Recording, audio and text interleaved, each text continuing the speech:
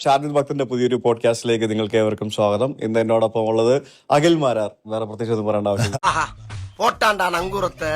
നിങ്ങളെ ഒരു കൂട്ടം ആൾക്കാര് ടാർഗറ്റ് ചെയ്ത് ഒരു കോമാളിയാക്കാൻ ശ്രമിക്കുന്നു. அது எப்படிமா பொய்ய உண்மை மாதிரி டவுட் இல்லாம திக்காம திணறாம ஒப்பிக்கிற. നിങ്ങളെ ഒരു കോമാളിയായിട്ട് പോർട്രേ ചെയ്യാൻ വേണ്ടി കുറെ ആൾക്കാർ ശ്രമിക്കുന്നതായിട്ട് എനിക്ക് പേഴ്സണലി പലതും കാണുമ്പോ തോന്നാണ്. நான் அசிங்கப்பட்டேன், அவமானப்பட்டேன், வெக்கப்பட்டேன், வேதனைப்பட்டேன், துக்கப்பட்டேன், துயரப்பட்டேன், கஷ்டப்பட்டேன், கவலைப்பட்டேன். இத்தனை பட்டு திருந்தலே குரு.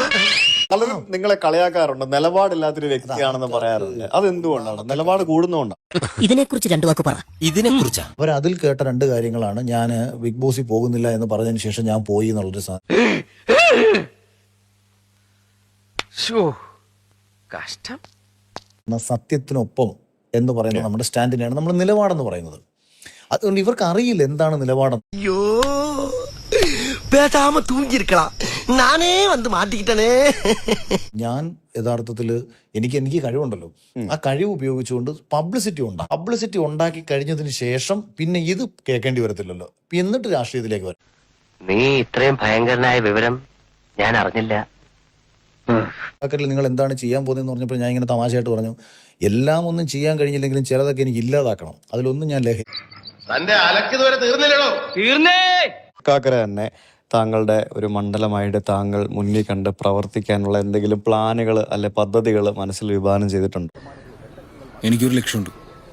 ആ ലക്ഷ്യത്തിൽ എനിക്ക് കാക്കരയിൽ നമുക്ക് ആക്ച്വലി അങ്ങനത്തെ പ്ലാനുകളോ പദ്ധതികളോ ഒന്നും തയ്യാറാക്കി പ്രവർത്തിക്കാൻ പറ്റുന്ന സ്വഭാവത്തിലുള്ള ഒരു മണ്ഡലമാണ്. ഇവിടെ എന്ത് ചെയ്താലും ഒന്നും ചെയ്തില്ലെങ്കിലും മനുഷ്യന്റെ ഓരോ കാര്യേ നീ കുടിക്ക്. വെറുതെ ഇപ്പൊ യൂട്യൂബ് എടുത്തിട്ട് അഖിൽ മാരാർ എന്ന് പറഞ്ഞ് സെർച്ച് ചെയ്യുമ്പോഴത്തേക്കും മക്കളെ കൂടെ ഇരുത്തി പൂരത്തെറി, പിന്നെ നീ പ്രസവിച്ചിട്ടുണ്ടോ മാരാറെ. അതായത് അഖിൽ മാരാറെ പറ്റിയുള്ള പോസിറ്റീവ് ആയിട്ടുള്ള സംഭവങ്ങളൊന്നും കാര്യമായിട്ട് കിട്ടുന്നില്ല. അത് അപ്പം വേടനുമായിട്ട് റിപ്പോർട്ട് അരുൺകുമാർ നടത്തിയ ഇന്റർവ്യൂവിൽ വേടൻ പറഞ്ഞൊരു കാര്യത്തെ പുള്ളി ശരിവെച്ചു കൊടുക്കുന്നത് ഞാൻ കണ്ടിട്ടുണ്ട്. എന്റെ ആറ്റുകാൽ ഭാസ്കര, അങ്ങനെ ഒരു ദൈവം ഇല്ല. ഇത്തരം സന്ദർഭങ്ങളിൽ ഇല്ലാത്ത ദൈവത്തെ വരെ വിളിച്ചു പോകും. 100% തോക്കും ഉറപ്പുള്ള ഒരാളും ഞാൻ ജയിക്കും എന്നല്ലേ പറയുള്ളൂ. അങ്ങനെ നിന്റെ ഒടുക്കത്തെ തുമ്പലാണെന്ന് നീ മറക്കണ്ട. ജയിക്കും, എന്റെ കൂടെ നിൽക്കുന്ന ആൾക്കാരോട് ഞാൻ ജയിക്കും, നമ്മൾ ജയിക്കും എന്നേ പറയുള്ളൂ. അപ്പൊ അങ്ങനെ നിങ്ങൾ പല സ്റ്റേറ്റ്മെന്റ്സും പറഞ്ഞു. പിന്നെ നിങ്ങൾ അരുൺകുമാറിനെ ടാർഗറ്റ് ചെയ്തൊരു സ്റ്റേറ്റ്മെന്റ് പറഞ്ഞു.